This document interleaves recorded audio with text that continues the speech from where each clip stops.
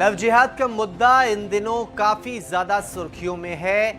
कुछ राज्यों की सरकारें हैं जो कह रही हैं कि हम लव जिहाद के खिलाफ कानून लेकर आ रहे हैं, तो कुछ राज्यों की जो सरकारें हैं वो इसके विरोध में है। उनका कहना है कि लव जिहाद के खिलाफ कानून की जरूरत ही क्यों है, और साथ ही साथ आरोप ये भी लगाए जा रहे हैं कि बीजेपी ने ही इस शब्द को गढ़ा है, यानी लव जिहाद को एक तरह से इस नए शब्द को उत्पन्न किया है।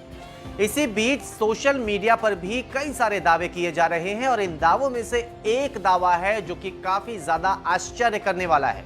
सोशल मीडिया पर एक न्यूज चैनल का कथित स्क्रीनशॉट वायरल हो रहा है, जिसको लेकर यह दावा किया जा रहा है कि बीजेपी के प्रवक्ता संबित पात्रा की बेटी ने एक मुस्लिम युवक संग शादी रचाई है और उसके बाद से वो फरार हो गई हैं, यानी कि उन्होंने लव जिहाद का एक तरह से समर्थन किया है।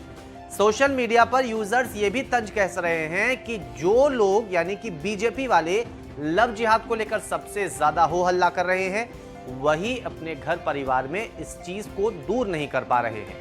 हाल ही में उत्तर प्रदेश सरकार ने लव जिहाद को लेकर अध्यादेश जारी किया। बीजेपी शासित हरियाणा और मध्य प्रदेश जैसे राज्यों ने इसे लेकर कानून बनाने पर विचार कर रहा है। इन खबरों के बीच एक न्यूज चैनल का कथित स्क्रीनशॉट वायरल हो रहा है, जिसकी हेडलाइन है संबित पात्रा की बेटी ने रचाया जिहाद, मुस्लिम युवक संग फरार।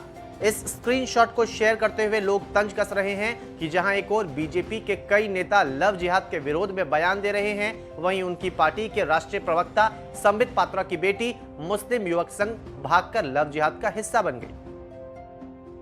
लेकिन सवाल ये कि क्या वाकई में ऐसा हुआ है? क्या वाकई में संबित पात्रा की बेटी ने एक मुस्लिम युवक संग शादी रचाई है?